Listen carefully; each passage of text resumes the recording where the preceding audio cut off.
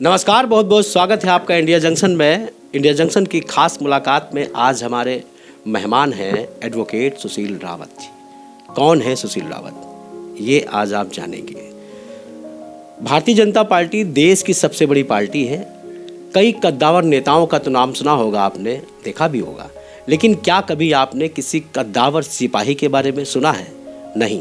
तो आज आप सुनेंगे भी और देखेंगे भी कि आखिर मोहनलालगंज जो लखनऊ की एक विधानसभा है, वहाँ से कद्दावर सिपाही किस तरह से पार्टी को मजबूत करने के लिए दिन रात एक कर देते हैं। उन्हीं में एक नाम है सुशील रावत। समय सबके लिए निकाला जाता है और सबके लिए निकालना अनिवार्य भी है। परिवार तो एक अनिवार्य चीज़ है, परिवार के साथ तो रहना है, परिवार के सारे काम भी करना है, लेकिन उसी में से समय निकाल कर हम जो है पूरा संगठन का भी कार्य और कुछ सामाजिक कार्य वो भी सब करते हैं। और ऐसा करते हुए मुझे बहुत ही प्रसन्नता होती है, क्योंकि हम प्रत्येक जीव का व्यक्ति का ये प्रयास होना चाहिए कि अपने अलावा संगठन के लिए और समाज के लिए, देश और राष्ट्र के लिए क्या कर सकता है और क्या करता है, ये उसके व्यक्तित्व पर को बहुत प्रभावित करता है। मैं प्रयास करता हूँ कि मैं अपने निजी समय में से काफ़ी समय निकाल कर मैं समाज, देश, राष्ट्र के लिए और संगठन के लिए मैं काम करूं। 25 दिसंबर को हमारे पूर्व प्रधानमंत्री अटल बिहारी वाजपेयी जी का जन्मदिन होता है, लेकिन उसी 25 दिसंबर को बिजली पासी का भी नाम आता है। तो क्या लग रहा है लोगों में एक बड़ी मतलब आप ही के समाज में या लोगों के मुंह से मैंने सुना है कि उन 3 मूर्तियों में यदि एक मूर्ति बिजली पासी की भी लगी होती तो और सुंदर होता।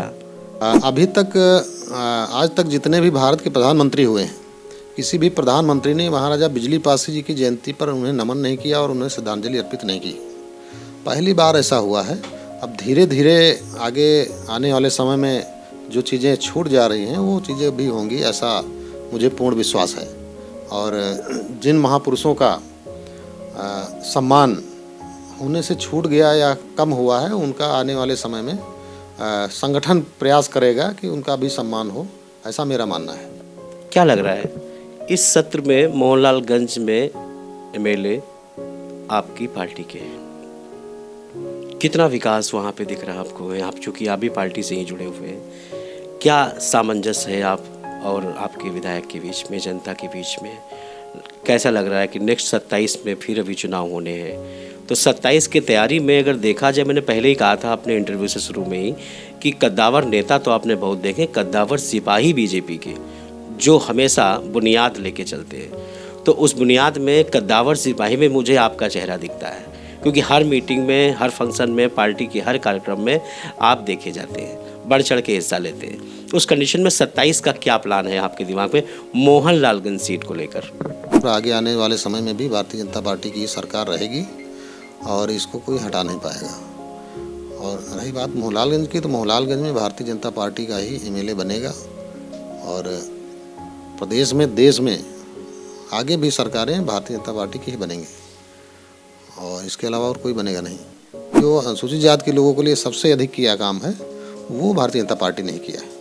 और सबसे बड़ा जो काम किया है वो 2018 में जो सुप्रीम कोर्ट ने SC/ST एक्ट में जो उसकी व्यवस्थाओं को शिथिल कर दिया गया था सुप्रीम कोर्ट द्वारा, उस व्यवस्था को पलटकर सरकार ने नया अध्यादेश जारी किया और अधिनियम बना दिया। SC/ST एक्ट की धारा 18A बनाकर और इस एक्ट में जोड़ दिया और आज तक लागू है, जिससे पूरे देश के अनुसूचित जाति के लोगों को न्याय मिल रहा है, उनकी सुरक्षा हो रही है, उनका संरक्षण हो रहा है। और मैं भी इस निर्णय से काफ़ी प्रभावित हुआ, पूरे देश के लोग प्रभावित हुए और इसी के कारण रहा कि जो 2019 में पूरे देश में सबसे अधिक, आज तक की सबसे अधिक सीटें भारतीय जनता पार्टी को मिली। आपके ऐतिहासिक किले हैं, बिजली पासी का, लाखन पासी का, मतलब इनके ऐतिहासिक किले हैं। कई बार इन पे शोध किया गया, सरकार ने कई बार नाप जोख कराई, लेकिन उनकी स्थिति जस की तसी बनी हुई है। क्यों? अगर देखा जाए तो मायावती अपने सरकार में थी, जब सत्ता में थी, पावर में थी, तब उन्होंने एक लखनऊ को इसे पार्क दिया, इन सब तरीके लोगों की मूर्तियाँ लगवाई। कि बीजेपी के अंदर ऐसा तो कुछ नहीं दिख रहा है। नाप तो होती है लेकिन कार्य नहीं दिखता है। वो चाहे उदा देवी रही हो या बिजली पासी रहे हो या लाखन पासी रहे हो, XYZ, आप सभी के बारे में जानते हैं। मतलब आपकी ज़ुबान पे रहता है कि उस राजा का नाम लिया तो उसके बारे में बता दिया आपने। तो कोई बताइए ज़रा जो लखनऊ से जुड़ा हो वाक़या। लखनऊ में बेसिकली महाराजा लाखन पासी का शासन 1030 ईस्वी में था और राजपासी राजा कंस, एक कंस मंडी मलिहाबाद, वो वहाँ के राजा थे। राजा नल देव पासी थे, वो राजा नगराम के राजा थे। नगराम का जो पुराना नाम था नलग्राम था। इसी तरह बालादत्त का किला जो है गोसाईगंज के सदरपुर करोरा गांव में है, जो कि जिस पर जो है सरकारी अस्पताल बना हुआ है CSC। और इसी प्रकार टीकरनाथ पासी हैं जो कि पट्टी ढिलवासी BKT तहसील में है। और उन्हीं के समकालीन महाराजा सुहेल देव पासी जी थे, जो कि श्रावस्ती और बहराइच के राजा थे, जिन्होंने सैयद सालार मसूद गाजी जो आक्रांता था उसको मार के समाप्त किया था। तो ये तो 1030 के आसपास के सब राजा थे। इसके बाद दोबारा 1148 1150 के आसपास दोबारा फिर पुनः उठ के राजा खड़े हुए, जिनमें से बिजली पासी, महाराजा सातन पासी, महाराजा चीता पासी, और फिर उसके बाद राजा डल देव, बाल देव, और गोड़वा रोहनिया रायबरेली में है, वहाँ के राजा माहे पासी थे। जैसे किताबों में, बच्चों की किताबों में आज के दौर में हिस्ट्री नहीं रहती, दिख नहीं रही हमारी हिस्ट्री है। तो कहीं ना कहीं से हाँ, हम आपसे पूछना या कहना चाहेंगे कि कुछ पाठ्यक्रम में ऐसे बदलाव हों जो इनके बारे में आने वाले कल को पढ़ाया जाए। जो यहाँ के राजा रहे, धर्म रक्षक, राष्ट्र रक्षक, उनको भी उस रूप में पढ़ाया जाना चाहिए जिस रूप में उनका योगदान रहा है। और जो आने वाला समय है, मुझे पूर्ण विश्वास है कि सरकार द्वारा और आने वाले समय में जो भी चीज़ें छूट गई हैं वो सरकार उनको पूरा करेगी, ऐसा मुझे पूर्ण विश्वास है। और जो पाठ्यक्रम की बात है, तो पाठ्यक्रम में इनको जो आक्रांता है उनको आक्रांता के रूप में ही पढ़ाया जाए, जो धर्म रक्षक और धर्म रक्षक के रूप में पढ़ाया जाए, जिन्होंने देश, धर्म और राष्ट्र की रक्षा के लिए अपने प्राणों को न्यौछावर कर दिया, उनको भी उसी रूप में पढ़ाया जाए जो उनका योगदान रहा है। इतिहास के बारे में इनकी बड़ी रुचि रहती है जानने की कि आखिर उस दौर में क्या हुआ था, किस राजा ने देश के लिए क्या किया था, कुर्बानी दी तो किस तरह की कुर्बानी दी।